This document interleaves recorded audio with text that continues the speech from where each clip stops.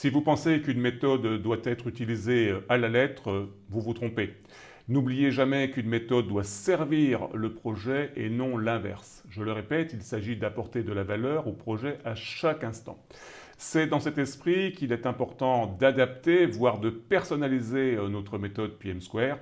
Bien sûr, ces deux termes méritent d'être expliqués. Alors commençons par l'adaptation. L'adaptation se réfère à l'évolution de certaines parties de la méthodologie, telles que les phases, telles que la gouvernance, les rôles dans le projet, les responsabilités des différentes parties prenantes ou encore les processus. L'adaptation va consister à changer tout ou partie de ce qui est défini dans la méthode, mais sans changer profondément la structure de la méthode. C'est une affaire qui est logique au niveau de l'organisation, mais qui peut également concerner un projet particulier. Voilà pourquoi les organisations adaptent les méthodes, tout simplement pour adapter la méthodologie aux besoins spécifiques de leur structure d'organisation, de leur culture, mais aussi pour aligner la méthodologie sur des processus organisationnels ou sur des politiques. Parlons maintenant de la personnalisation, qui est un processus beaucoup plus lourd, beaucoup plus profond, qui implique généralement la création ou la modification d'un ou plusieurs aspects de la méthode pour répondre à des exigences spécifiques, des besoins particuliers d'une organisation, d'un client, d'une équipe. La personnalisation peut impliquer des changements plus fondamentaux, voire la création de nouveaux documents pour s'aligner étroitement avec les exigences spécifiques de l'organisation du projet. Voici un exemple de démarche d'adaptation qui vise donc à s'assurer que la méthodologie PM Square répond efficacement aux besoins ici d'une grande organisation de l'État français qui conduit des projets très importants.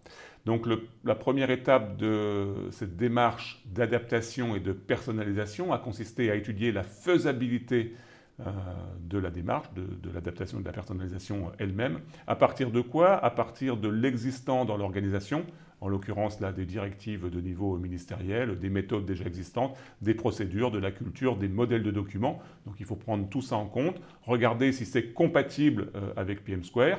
Si c'est compatible avec PM Square, eh bien à ce moment-là, les différentes étapes de la démarche de personnalisation et d'adaptation vont commencer avec le phasage, la gouvernance, les processus, les rôles et responsabilités pour pouvoir produire un nouveau cadre méthodologique adapté et personnalisé avec ces modèles de documents associés.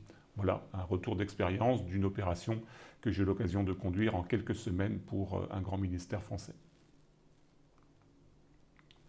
Alors, quelques conseils pour l'adaptation et la personnalisation. Le premier, bien comprendre pour vous l'objectif et la valeur de la méthodologie.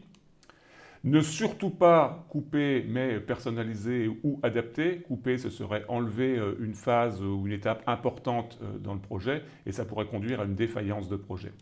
Il faut bien sûr s'assurer d'équilibrer ce que l'adaptation et la personnalisation va produire par rapport au travail que ça va demander. Donc il faut trouver ce juste équilibre.